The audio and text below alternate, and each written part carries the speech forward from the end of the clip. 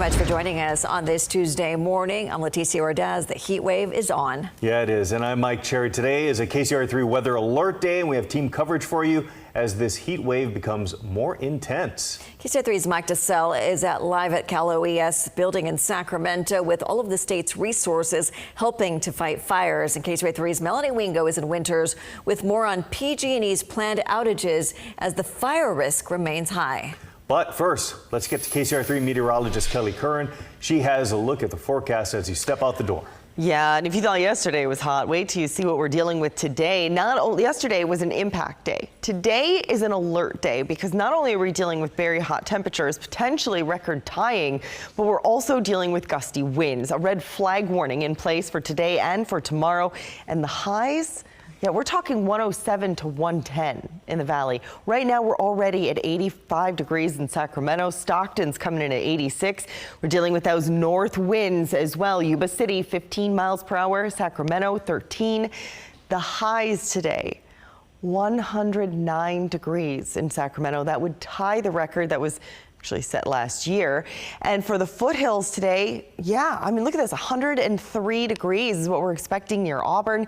Up in the Sierra, temperatures will be topping out in the mid 80s. We're going to talk about how much hotter it's going to get for the rest of this week, how long this heat wave is going to last, and of course, more on those winds. That's coming up in a few minutes. Thank you so much, Kelly. And right now, the hot temperatures and the wind forecasts have some without power, but it's on purpose. PG&E is cutting power to some communities because of the increased fire danger.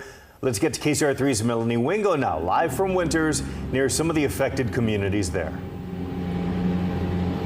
We have been in Winters all morning long, and it has been windy all morning long. Right now, we're in the downtown area of Winters, and things are normal here in terms of the power being on, but not far from where we are, about 8 minutes away. That's where some of those planned outages are in effect. And we just received some information into our newsroom this morning from PG&E about the numbers of people affected by those outages and the counties affected as well. Take a look at your screen. Some of note across our area: 314 customers in Butte County, 114 customers in Solano County, and 230 customers across Yolo County affected. Also, PG&E reporting that because of some favorable weather conditions, it did delay the start of some of those planned outages for roughly 10,000 additional customers, mostly in Glenn and Shasta counties, of course, north of where we are.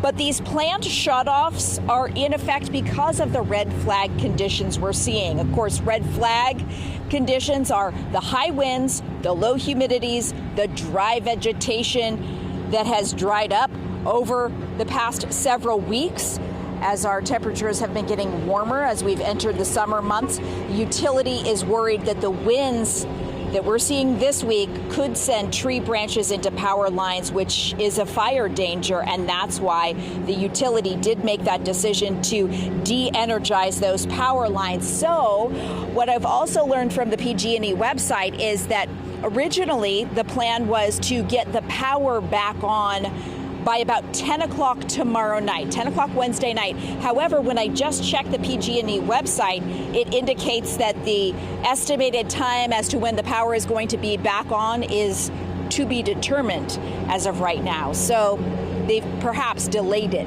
a bit. We'll keep watching it for you. Reporting live in Winters, Melanie Wingo, KCRA 3 News. Melanie, thank you so much for your live report this morning. And the high heat coupled with the red flag warning is sparking action from state emergency management leaders. The state's Emergency Operations Center is now active during this time of high fire danger. Let's get to KCRA3's Mike DeSell live inside the state's Office of Emergency Headquarters to detail the state's biggest concern during the heat wave. Yeah, and we're in the media briefing room looking out over the floor of the Operations Center. As you can see, it is active, it is open, all because of this high heat and the potential for fire danger. And I want to talk about that for a second because take a look. You know, this Operations Center being activated in times of obvious emergency here. This described as, quote, the nerve center of the state's operations that's monitoring what is occurring statewide with the heat and with any active fire starts. And that is one of the things that leaders here are already dealing with as they're leading the pre-positioning program. That is a program that works with counties to offer funding to help staff additional resources. Those added resources, according to the OES, include an additional 41 fire engines dispatched throughout the state to respond to any new fire starts. My biggest concern is we get multiple fires across the state, and that will draw down available resources. And when we have that shortage of resources, fires tend to get bigger. And again, as you heard, one of the reasons that they have activated this is to be able to manage any of those incidents. In their words, to make sure that any wildfires that do start during this heat wave do not turn into quote unquote mega disasters. And that is why the Operations Center has been activated here this morning and will likely stay open into possibly through the weekend, all depending on those weather conditions. Live inside the State Office of Emergency Services, Mike Sell, KCRA 3 News. All right, Mike, thanks so much. And with the heat and windy conditions, Sacramento County is just one area under a red flag warning today. Officials in Fairfield are taking steps to reduce the fire danger.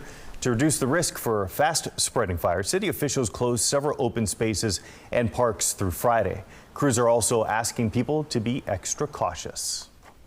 Any open flame or fire near anything that's combustible, obviously we want to avoid. Your engine or something could like spark, and the next thing you know, you don't realize what happened, and then you've got a fire in the back of your backyard, and it's too late at that point. And as the 4th of July approaches, city officials are reminding people that all fireworks are banned in Fairfield. Firefighters want you to do your part this morning to lower the chances of fire sparking, and this includes easy, important steps. Don't mow your lawn at all while there is a red flag warning in place, and any yard equipment with metal blades raises that risk of a fire everywhere. Also, don't park your car in dry grass, and make sure your chains are not dragging on the roadway, especially if you're pulling a boat or something like that. And if you smoke, don't be careless with how you dispose your cigarettes. Be sure you dispose of them properly. And Sacramento Metro Fire is increasing their resources for the next few days. It's all in preparation for the increased fire risk. With more staff, fire crews have a better chance at stopping fires while they're small. Cal OES is also staffing fire engines across the state. They want to avoid having a number of large fires burning at the same time, especially with the approaching holiday. We're concerned about the fireworks and the dangers of a small spark creating a major fire that threatens lives and property. We're concerned about the heat. We're concerned about people being out on the river and not wearing their life jackets. And fire crews want to emphasize taking safety into your own hands when it comes to fireworks. Make sure you leave them in a bucket of water for at least a day before you throw them away. The heat may also impact the Sacramento light rail schedule. SacRT says the extreme temperatures can strain light rail infrastructure, and that means trains will operate at a slower speed. SacRT staff are doing whatever they can to keep the trains up and running this week. Several counties and cities in the region have cooling centers open this week. In Sacramento County, there are 9 open at the moment. Organizers say they often see homeless people using the centers for a few hours a day, where they can get air conditioning, water, they can charge their devices and give their body the opportunity to reset, cool back down before they go back out into the weather after it's cooled down a little bit. So we activate those cooling spaces during the hottest portion of the day into the afternoon and early evening when we know that it's going to be over 100 degrees. And you can scan the QR code on your screen for a full list of cooling center locations. Many offer water and a place to charge your phone. As you just heard, our list included hours, location, and whether pets are allowed. We also have much more information on the forecast, expected power shutoffs, and ways to keep cool on the KCRA 3 website.